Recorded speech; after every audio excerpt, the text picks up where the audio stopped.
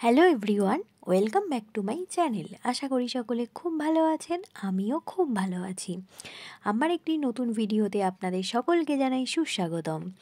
আমার পরিবারের সকল সদস্যদের জানাই অসংখ্য অসংখ্য ধন্যবাদ আমাকে এইভাবে সাপোর্ট করার জন্য। আজকে আমি তৈরি করেছিলাম ইলেকট্রিক কেটেলে খুব সহজ পদ্ধতিতে খিচুড়ি। তো তার জন্য আমি প্রথমেই কিছু সবজি নিয়েছিলাম। তো সবজিগুলো আমি এক এক করে কেটে নিয়েছিলাম। অল্পই সবজি ছিল, আমরা দুজন খেয়েছিলাম।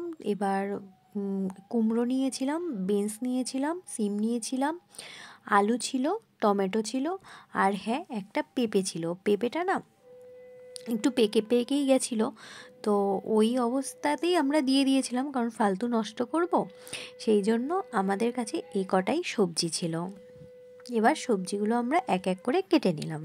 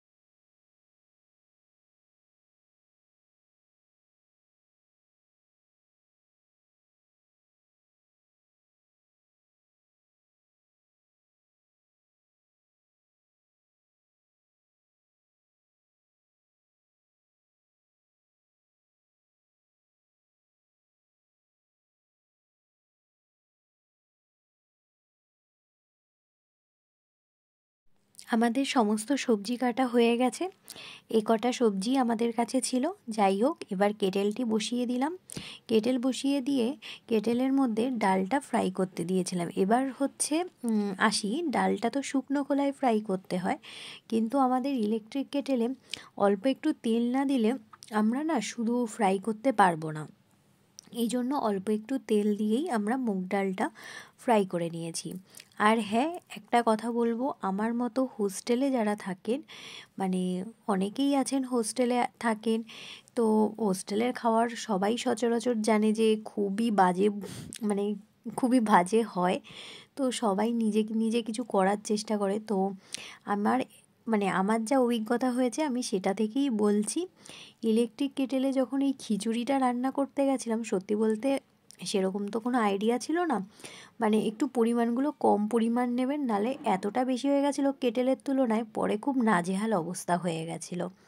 যাই হোক, আমার ডাল ভাজা হয়ে গেছে, আমি ডালটি একটি বাটিতে তুলে রেখেছি। এবার এক এক করে আমি কিন্তু তেলের মধ্যে সবজিগুলো ভেজে নেব। এবার সবজিগুলো ভাজার জন্য তো নুন প্রয়োজন, তাই আমি তেলেই নুনটা দিয়ে দিয়েছিলাম। দিয়ে এক এক করে সবজিগুলো ভেজে আমি সেটাকে তুলে রাখছি।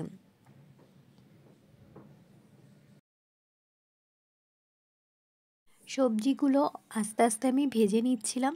হ্যাঁ, ভিডিওর এই পর্যায়ে যারা আমার ভিডিওটি দেখছেন তাদের কাছে একটা অনুরোধ, প্লিজ একটা লাইক দিয়ে আমার ভিডিওটি দেখবেন। আপনাদের একটি লাইক কিন্তু আমার কাছে অনেক গুরুত্বপূর্ণ।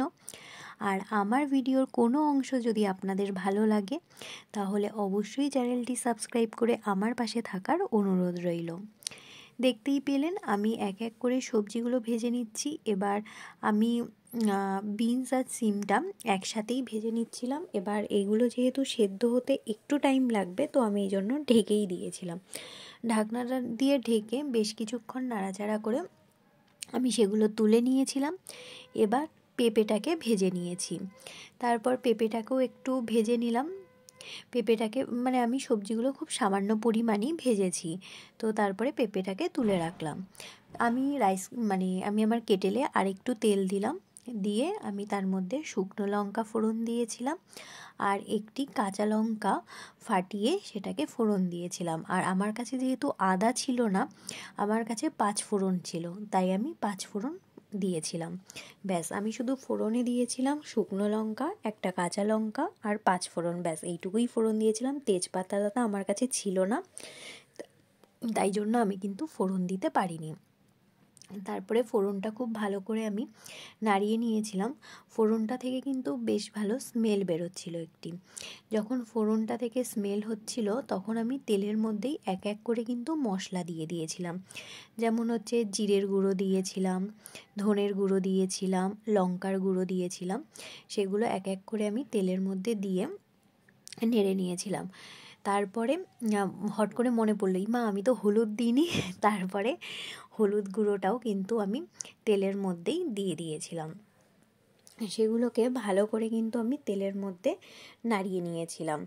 এবার হ্যাঁ, অনেকেই বলতে পারেন যে আমি তেলের মধ্যে কেন মশলাগুলো দিয়ে দিয়েছি। সত্যি বলতে আমি তো প্রথমেই বললাম, আমি বুঝতে পারিনি যে মানে খিচুড়িটা মানে চাল আর ডাল আর সব সবজি মিলে এতটা হয়ে যাবে। তো এই জন্য আগেই মশলাটা দিয়ে দিয়েছিলাম, মানে তাহলে নাড়তে হয়তো আমার একটু সুবিধা হবে, এই কারণেই আমি দিয়ে দিয়েছিলাম। মশলাগুলো যখন একটু কষে এসেছে তখন তার মধ্যে আমি ডালটা দিয়ে দিয়েছিলাম। ডালটা দিয়ে বেশ কিছুক্ষণ আমি ভালো করে নাড়াচাড়া করে নিয়েছিলাম। ডালটা নাড়াচাড়া করার পরই আমি তার মধ্যে চাল দিয়ে দিয়েছি। আমি কিন্তু কোনো গোবিন্দভোগ চাল বা সেদ্ধ চাল ইউজ করিনি। আমার কাছে বাসমতি রাইস ছিল, তো আমি ওই বাসমতি রাইস দিয়েই খিচুড়িটি করেছি। তো হোস্টেলে আমরা যারা থাকি তাদের কাছে আমাদের এই রান্নাই হচ্ছে অনেক কিছু, মানে সকলেই জানেন হোস্টেলের যা খাওয়ার। তো আমরা বাসমতি রাইসটা দিয়ে ডালটা সমেত চালটা সেই মশলাটা দিয়ে ভালো করে কিন্তু নাড়িয়ে নিয়েছিলাম। হ্যাঁ, কেটেলটা খুব গরম হয়ে গেছিলো, নিচে লেগে যাওয়ার একটা চান্স ছিল, তার জন্য কেটেলটা আমাকে কিন্তু অনেকবার বন্ধ করে করেই এটা করতে হয়েছে।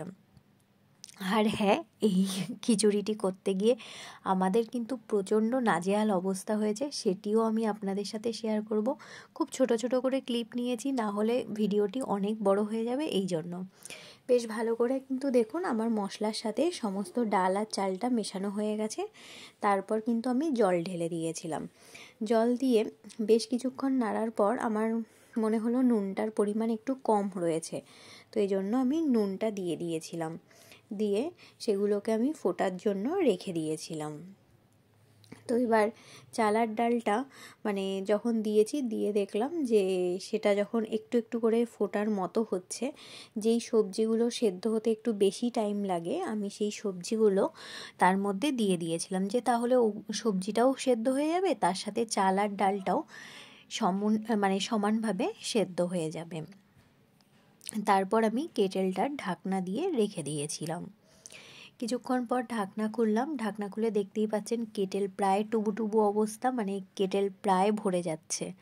সত্যি কথা বলতে অনেকটা পরিমাণ হয়ে গেছিলো, কোনো আইডিয়াই ছিল না। এবার তারপরে দেখছি সব সবজি চাল ডাল এতটা হয়ে গেছে। এবার ছিল টমেটোটাও ওর মধ্যে দিয়ে দিলাম এক এক করে। দিয়ে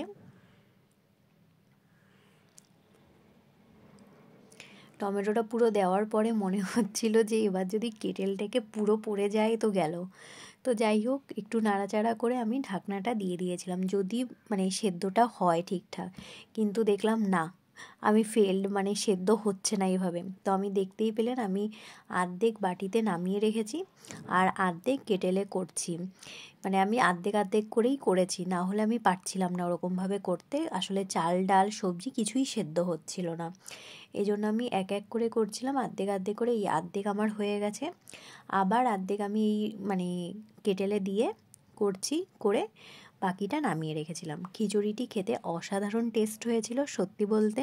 বাসমতি রাইস বলে আমি একটু ভয়ই পাচ্ছিলাম, কিন্তু খেতে কিন্তু খুব সুন্দর হয়েছে।